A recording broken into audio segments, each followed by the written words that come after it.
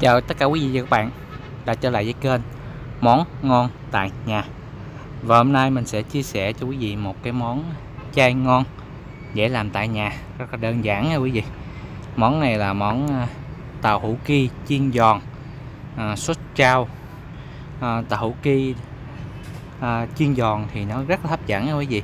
Nhưng mà làm sao để mình chiên cái miếng tàu hũ của mình á mà nó giòn kháy luôn, nó không có bị mềm quý vị. Chúng ta có thể chiên để chúng ta ăn lâu. Quý vị xem cái miếng tàu hũ của mình nè, nó rất là giòn nha. Chiên đôi khi mình hay dễ bị nó mềm mềm á, nó không được giòn khấu như vậy. Thì cái cách thực hiện cái miếng tàu hũ kia chiên giòn sốt chao như thế nào thì mời tất cả quý vị và các bạn cùng mình vào bếp để thực hiện cái món này nha.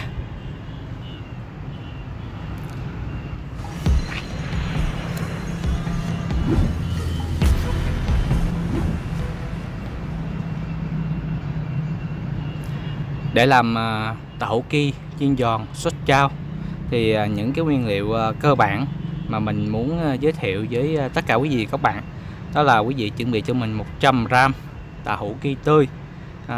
Mình sử dụng tàu hũ cộng quý vị. Bên cạnh đó thì quý vị chuẩn bị cho mình một tép tỏi hoặc ớt. Nếu bà con ăn thuần chay thì chúng ta sẽ dùng hành bao rô với bà con. Những cái gia vị cần thiết đó là nước tương, chao, đường, rồi hạt nêm chay đó bà con. Và chúng ta sử dụng thêm một ít mè ha. Mè này thì mình đã rang sẵn hết rồi, mình chỉ để sử dụng thôi. Bên cạnh đó thì bà con cũng chuẩn bị cho mình đó là ớt bột và dầu ăn dùng để chiên. Rồi bây giờ chúng ta sẽ bắt đầu vào bếp. Tàu hũ ki nè, tàu hũ ki này người ta làm từ dán đậu á, hay còn gọi là dán đậu á bà con. Người ta làm từ đậu nành, người ta hất cái dán lên nè, rất là dai ngon. Bữa nay mình sử dụng tàu hũ ki tươi dạng cộng á. Về thì mình rửa sạch rồi mình sẽ cắt ra thành những cái miếng vừa ăn thôi, khoảng lóng tay đó. Chúng ta sẽ cắt ra những miếng. Con biết á, là cái miếng này là một cái miếng cũng khá bự á, rồi người ta cuộn lại thành những miếng như vậy nè. Nên khi mà chúng ta dùng á là chúng ta cắt ra. Nếu mà để nguyên cái cọng gì nè, chúng ta chiên thì nó sẽ ăn không có tiện lắm. Chiên nó cũng không có được giòn nữa bà con. Chúng ta phải cắt ra nhỏ nhỏ. Sau khi mà chúng ta cắt ra rồi á thì chúng ta sẽ xé ra thành từng cái miếng nhỏ vậy nè. Tại vì trong một cái miếng bự người ta cuộn lại nó rất là dày, mà các bạn chiên không khéo thì nó sẽ rất là dễ mềm. Nên các bạn phải chịu khó tách ra thành những cái miếng nhỏ. Nhưng mà cái miếng tàu hũ ki của mình nó rất là mềm, bởi vì chúng ta phải nhẹ nhẹ tay với nó, khéo khéo tay mà con, để nhiều khi cho mạnh quá thì nó sẽ bị gách á, nó sẽ không có ngon. 100g thôi mà thấy gì chứ nhiều lắm đó, mình làm ra cả dĩa là nguyên gia đình ăn luôn, là rất là ngon. Chịu khó chúng ta xé ra nè. Rồi bây giờ chúng ta sẽ sử dụng cái phần tỏi này. Tỏi cho bà con băm nhuyễn ra. Ăn tỏi cũng rất tốt cho sức khỏe, nên mình hay chọn tỏi để vô cái món ăn của mình. Nếu bà con ăn thuần chay thì chúng ta thay thế bằng hành bao rô. Bên cạnh đó thì ớt chúng ta cũng băm nhỏ ra luôn, một trái là được rồi. Nếu bà con nào ăn cay hơn thì chúng ta sử dụng thêm ha. Rồi bây giờ chúng ta sẽ bắt đầu chiên. Để dầu vào khi chảo nóng lên. Cái chảo nóng lên thì chúng ta cho dầu vào. Chúng ta đợi cho dầu sôi để thử coi dầu được chưa. Chúng ta hay gấp miếng cho bà bỏ thử nè, coi nó có sôi chưa, ụng lên không. Bây giờ mình để khoảng một chút xíu nữa mình bỏ vô nè. Khi mà thấy cái dầu mình nó nổi tim lên nè, để cái miếng tàu hũ ki vô nổi tim lên thì nè là được rồi bà con. Chúng ta sẽ bỏ vào. Lưu ý lúc này mình sẽ chiên với cái lửa lớn nha. Mình bỏ từ từ vào. Đặc biệt là tàu hũ ki này nó rất là dễ dính lại với nhau, nhưng mà con để từ từ cũng được. Rồi chúng ta sẽ kiểm soát để nó dính cũng không sao hết trơn á. Tại vì nè, nó dính thành lớp vậy nè bà con. Nhưng mà mình đừng lo, tại vì một lát á, khi mà nó chín á là mình đụng nhẹ là nó cũng sức ra hết trơn à, nó không có dính lại đâu. Bà con đừng có lo, để cho nó cứ chiên bình thường. Như vậy thì chúng ta đảo qua đảo lại nó cũng rất là dễ. Và lưu ý là nên chiên lửa lớn và chúng ta để vào và chúng ta kiểm soát chiên một lần một ít ít thôi, đừng có nhiều quá thì chúng ta kiểm soát không có hết á, thì nó dễ bị cháy đúng không con. Mà chúng ta chiên lửa, khi mà chiên lửa nhỏ thì nó sẽ không có được giòn, nó dễ bị mềm cái miếng tàu hũ mình á. Mình để mấy cái miếng tàu hũ mình vô nó mau mềm lắm. Đó, bây giờ mình chiên nó vàng lên gì nè. Đó, các bạn không thích thì cũng vàng vừa vừa là được rồi. Đó, rồi chúng ta sẽ gấp ra. Thì khi mà chúng ta chiên với cái lửa lớn á thì cái miếng tàu hũ ki của mình á, nó rất là giòn và nó ngon. Rồi sau khi mà chiên xong á, chúng ta sẽ chừa lại một ít dầu thôi, chúng ta bỏ bớt ra dầu ra.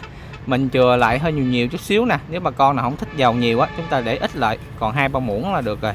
Sau đó mình bỏ một ít tỏi và mình phi cho nó thơm nè. Khi mà tỏi mình nó vàng lên, nó thơm rồi, mình sẽ cho cái nước tương vào. Nước tương thì bà con lựa loại nước tương nào mà ngon nhất nha. Đó, tùy gia đình mình ăn thường á, rồi mình chọn mình biết. Bên cạnh đó chúng ta cũng cho một muỗng chao vào luôn. Rồi giờ chúng ta sẽ khuấy cho cái phần chao này ra nè, cho nó tan ra. Lưu ý là cái này các bạn để bà con mình á, để lửa nhỏ thôi. Tại vì để vô nó rất là văng, rất là dữ, nó bắn dầu á. Chúng ta để lửa thiệt nhỏ, hoặc chúng ta tắt bếp luôn cũng được. Chúng ta để cho phần chao mình nó tan ra hết. Chúng ta cứ khuấy cho chao nó tan ra hết. Để lửa riu thiệt là nhỏ nha. Đó, khi mà thấy cái phần chao nó tan gì là được nè bà con. Rồi bây giờ tiếp tục á, chúng ta sẽ cho nước vào. Lúc này các bạn tắt bếp luôn đi, bà con mình tắt bếp luôn đi. Tại vì để nước vô mà còn dầu mình để hơi nhiều nè, nên nó văng rất là dữ. Mình tắt bếp xong rồi mình để nước vô xong, rồi mình bắt lửa lại liu riu lai gai. Đó, như vậy là chúng ta cũng khuấy đều luôn, khoảng 3 muỗng nước này là được nha. Đó, rồi khi mà thấy nó sôi lên gì nè, chúng ta sẽ cho đường vào. Đường thì mình sử dụng 1 muỗng thôi, 1 muỗng canh đường và 1 muỗng canh hạt nêm. Hạt nêm thì sử dụng hạt nêm chai từ nấm đó bà con. Đó, bây giờ nó bốc mùi lên rất là thơm. Đó, cái hỗn hợp nó sền sệt rồi nè. Bây giờ mình sẽ cho cái phần tàu ki mình chiên giòn khấu vào, rồi mình đảo nha. Mình dùng 2 đôi đũa hoặc một cái đũa cái muỗng nè. Chúng ta cố gắng đảo cho thiệt đều, cho cái phần nước sốt của mình nó sẽ thấm đều vô phần tàu ki của mình, ăn rất là ngon. Đó, nước sốt mình bây giờ vừa ăn lắm, nó hơi mặn mặn nè, ngọt ngọt nè. Nó đặc biệt là cái hương vị của chao á, làm chúng ta ăn nó sẽ đỡ ngán,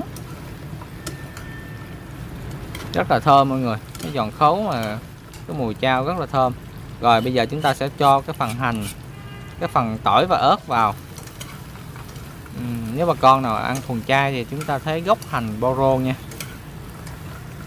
Rồi chúng ta cũng đảo đều lên. Đây, đảo đều lên cho nó ớt nó thấm đều vô cái phần của mình. Rồi cuối cùng đó là chúng ta cho 1 muỗng ớt bột vào. Tùy mọi người thích thì chúng ta cho nhiều hơn cũng được, cho nó đậm màu cũng rất là ngon, cho nó có hương vị cay cay á, mà màu nó đậm thì kích thích cái chúng ta thèm ăn hơn nữa. Đó, giờ rất là ngon và thơm rồi đó. Thì cứ vậy bà con cứ đảo đều nha. Cái miếng tàu hũ của mình giờ nó rất là giòn. Các bạn ăn á thì lúc ăn nè thì chúng ta bỏ thêm một ít mè lên nữa. Lưu ý là khi mà xong á, các bạn bỏ phân nửa mè thôi, khoảng 1 muỗng mè là được. Chúng ta cũng đảo đều cho nó dính vào cái phần tàu hũ ki của mình. Sau khi mà các bạn chọn cái dĩa nè, rồi các bạn có thể gắt mè lên và chúng ta trang trí dòm cho cái đĩa tàu hũ ki mình á, nó sẽ thơm ngon hấp dẫn hơn. Cái món tàu hũ ki này các bạn có thể bỏ vô keo thì dùng dần cũng được, để vô tủ lạnh chúng ta ăn từ từ, rất là ngon và hấp dẫn. Với hương vị giòn khấu của cái tàu hũ ki kết hợp với cái vị chao. Chao thì các bạn mua những cái hũ chao để lâu á, ăn nó sẽ rất là ngon. Đó, thêm cái vị cay cay của ớt, một xíu tỏi thơm lừng, thì đây là một cái món ăn rất là hấp dẫn. Thì cảm ơn các bạn đã theo dõi kênh của mình. Xin chào và tạm biệt. Nếu các bạn nào chưa đăng ký nhớ đăng ký kênh ủng hộ mình nhé.